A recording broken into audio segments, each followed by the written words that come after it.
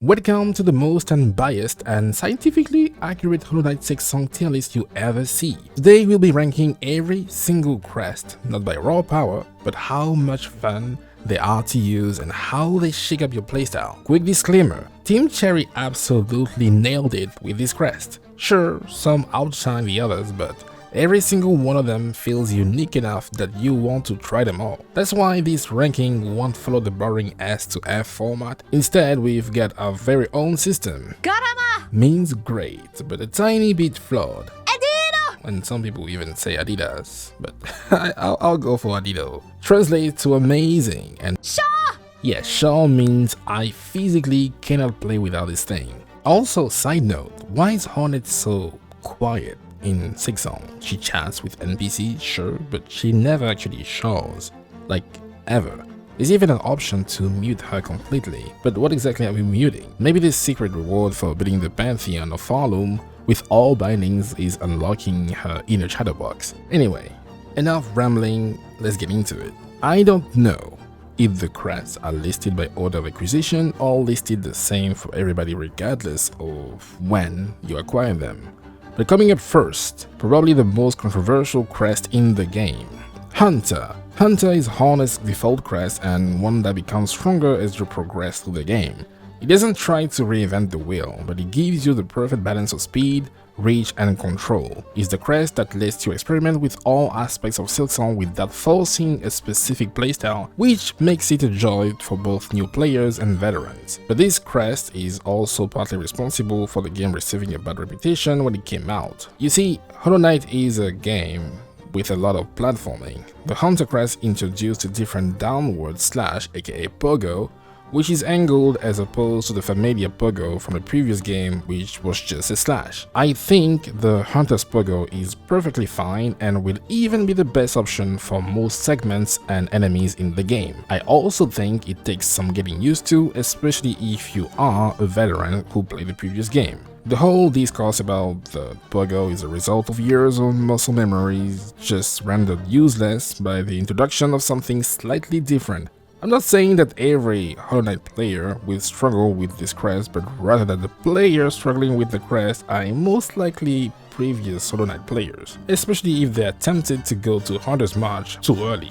Side note, it is called Hunter's March, and it is one of the hardest biomes to explore with the Hunter's Crest. They should have called it the Hunter's Struggle, then maybe, just maybe, people wouldn't have gone there in the first place. Hunter is a very balanced crest, which offers 2 blue slots, 2 red slots, and 2 yellow ones. Whether you want to explore Farloom or take down a foe, you will have no issues swapping tools in order to find the ones which best fit the moment. You will also be able to awaken the Hunter's true potential by interacting with Eva in Wilderness Altar.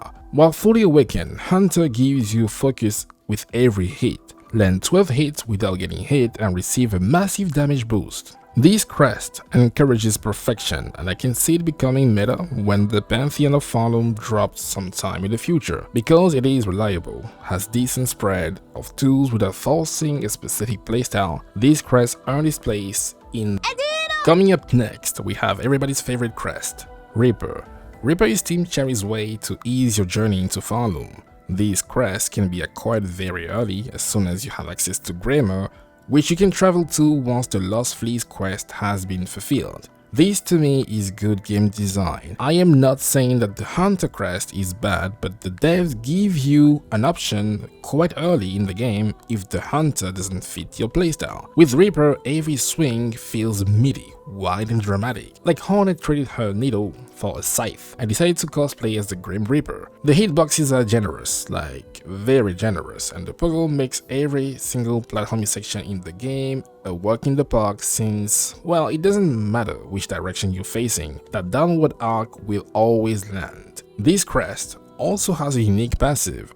Shortly after binding, you receive additional shells whenever your attacks connect. Play your cards right and you just might be able to bind again. It is a subtle way to reward being aggressive for a crest which appears to favor a somewhat slow playstyle. And because Reaper has the same 2-slot pattern as the Hunter, the transition is almost seamless. Sure, it's not the fastest crest in the block, but when you're mowing down enemies in broad sweeps, speed suddenly becomes overrated. This one is amazing for anyone who likes big, bold moves with a dash of style. For that reason, Reaper earned its place in It is time to talk about my favorite crest in Silksong, the Beast. The crest you acquire after defeating the war criminal most responsible for people having PTSD from Hunter's March, the Savage Beastfly. This crest is not worth the amount of brain cells you will lose fighting the Beastfly, so highly recommend coming here when you are decently upgraded. The Beast crest is very unique. It is one of only 2 with just 5 tool slots with no blue ones. But hang on, it gets better.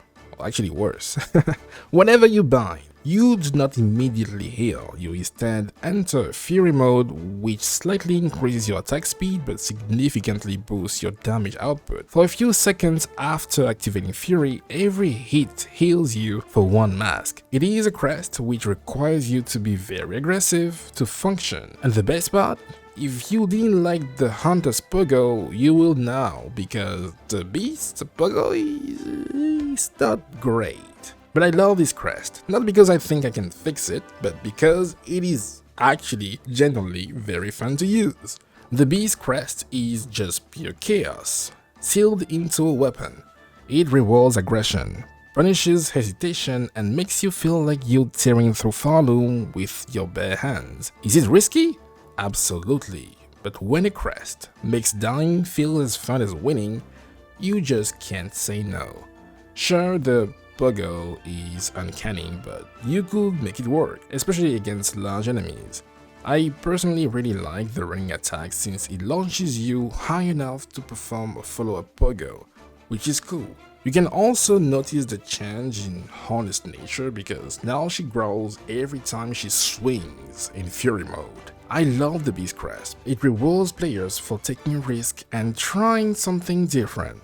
That said, the lack of blue slots on the crest, which clearly needs some, the fact that you can only heal up to 3 masks in Fury mode when you're already sacrificing so much, and the fact that you can miss your punish windows and completely waste your silk because you could not land a single hit, make this crest very dangerous for its user. Sure, you could beat every boss with the Beast, it would even shine in some encounters, but you will need less effort and get way more value from using anything else, and that's my biggest issue. Too many compromises and not much to show for it. I truly believe the Beast needs more love, which is why it belongs in the category. Do you remember what I said about Team Cherry easing your journey into Farloom?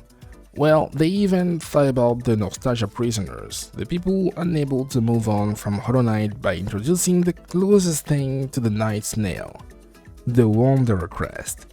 Just like Reaper, Wanderer can be acquired very early, and how early depends on how much time you want to spend farming to get the simple key required to open that one door in Bone Bottom. If you don't want to spend your hard-earned money, you can just come back later when you acquire the ability to cling onto walls and find another way to the chapel. The Wanderer Crest feels very familiar because it's quick and snappy. The pogo attacks are especially satisfying, turning platforming sections into your own personal playground. I also noticed that you have more invisibility frames when using the pogo, but it could just be me, it could just be my mind. The Wanderer comes with 7 tool slots, with 3 of them being yellow, making it perfect for exploration, but it also shines in combat, given how fast you wield your needle. In some rare occasions, you can even land a critical hit, which deals a lot of damage. I am unsure what exactly triggers a critical hit to occur, it's probably random, but I do know that I feel very happy when it does happen. Sure, the range isn't ideal, but you know what they say, it's not about the size, it's about the way you use it. This crest is all about momentum and flow, and once you get into the rhythm, it's hard to go back, because you get it early, because it makes Silksong more approachable and familiar. This is the second crest to earn its rightful place in the category. Now, I don't think I need to mention this, but this is a tier list based on my experience with Silksong. Surely I'm not going to get attacked for having an opinion. right? Feel free to drop your very own tier list in the comments so that we can all react to it. And the like button is like also right there, so I would appreciate if you could just, accidentally pogo on it. Coming up next, we have what I believe to be the best crest in Silksong. Shocker, it's not the Wanderer. I'm going to get attacked for sure this time. I think Team Cherry really cooked with this one, and I wish more crests had a whole quest attached to them. Oh my god, so many quests and crests. The Witch can be acquired once you have access to the game's version of Deep Nest. Biowater, we know, we all love Biowater. Yes, why is everything in Biowater? Anyway, you need to retrieve a crying bird that will later be forcefully inserted in your body. Now cursed, you need to seek a specific NPC to have your new neighbor removed. It is a very disturbing quest, and it is probably quite traumatic for Hornet. Upon purging yourself, you can now wield a Witch Crest, which is a gift that just keeps on giving. First off, you have 3 blue slots, allowing you so much more flexibility when picking tools. Additionally, the Witch has a longer range by default, and the Pogo is just as reliable as the Wanderer or Reaper. And the best way to describe this crest moveset is elegance. Eleganto! Very eleganto! When the beast gives you claws to tear the world apart, the Witch feels like you are dancing with every swing.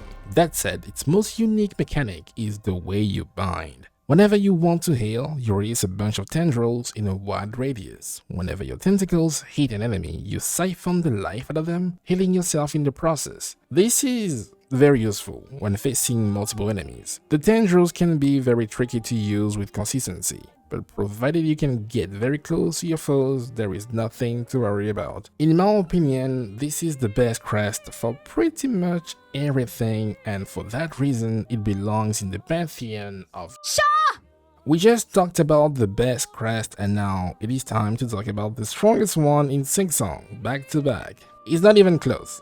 It's not it. Like, I really wish it was, but it just isn't close. The Architect Crest can be acquired once you possess 8 different red tools. It is a crest you could technically acquire halfway through the game, but I personally think you shouldn't use it before you are in the endgame, and I will explain why very shortly. This crest has 7 tool slots, with 3 of them being red for the sole purpose of turning you into a bug shredding machine. The Architect allows you to use silk to replenish your red tools, which means that when the stars align, you can become almost immortal, have infinite tools, and defeat pretty much any enemy in the game, regardless of how fast or big they are. This crest pushes the boundaries of what should be acceptable because of how strong you become. Sure, the Pogo is somewhat bad, but you can be charged for more consistency. You also have to split your silk between either healing or restocking. But let's say for a moment that you become immortal thanks to the lifeblood overdose mechanic and never have to worry about healing.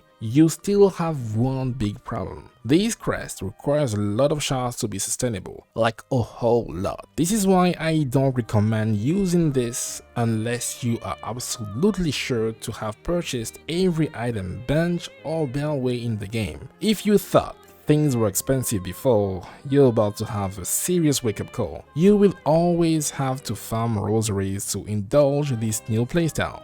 But I have a bigger concern. What if in the future, in the Pantheon of Farloom, you need to face 30 to 40 enemies in a row and you cannot replenish your stock of shards? Well, you are fucked. This crest is amazing as long as you have money and shards, which is why I wouldn't call it the best. And that's also why I believe category is the perfect match for it. We can now talk about the last crest in this video. Right off the bat, I gotta say, I am not a big fan of how late in the game you have to be to use a shaman. If you cleared most of the biomes in Act 2, then there's almost not many instances where you can test this crest. It offers 5 tool slots, which isn't ideal, but 2 of them are blue, which means you can still cook something decent when it comes to builds. The highlight is how much stronger your silk skills become, hence why you can equip 3 at a time. With the right setup, you can potentially one-shot any non-boss enemy using this crest. The Shaman also has the best range in the game, making it easier to build up silk while remaining safe. However, it drops the ball big time when it comes to its biting. See, hitting in this game is very unsafe because enemies are more agile and relentless. Most of the time, the best spot to bite is in the air since the floor is lava and there is a big chance you will get interrupted by enemies if you try to heal while not being in the air. And in this economy, the shaman does the unthinkable by forcing you to be glued to the ground while biting. This should be illegal, especially since this makes biting almost impossible. I don't know why. They decided to make the biting this bad, while also retaining the same biting speed as any other crest. This is not okay, because you already acquired the shaman late in the game and have little to no time to play with it before the credits roll. This is still a very fun crest to use, since you can't rely on red tools but rather your spells. You really feel like you are playing Hollow Knight again, except your bind is a death sentence. I don't think there should be any objection for putting this into for all its shortcomings. You may have noticed that I didn't mention any builds throughout this video. The reason why is pretty simple. You could have as many builds as you have players, hence why I decided to focus solely on playstyle and fun. I did make some build videos for almost every single crest in the game, so feel free to check them out, and I'm also eager to see what everybody's tier list is going to look like. In the meantime, consider subscribing for more Silksong, and I'll see you soon. I'm Jisoo, and bye. Drosik halimo, gala negosa, dros, hakana sagamos, hegale, la fenu venido.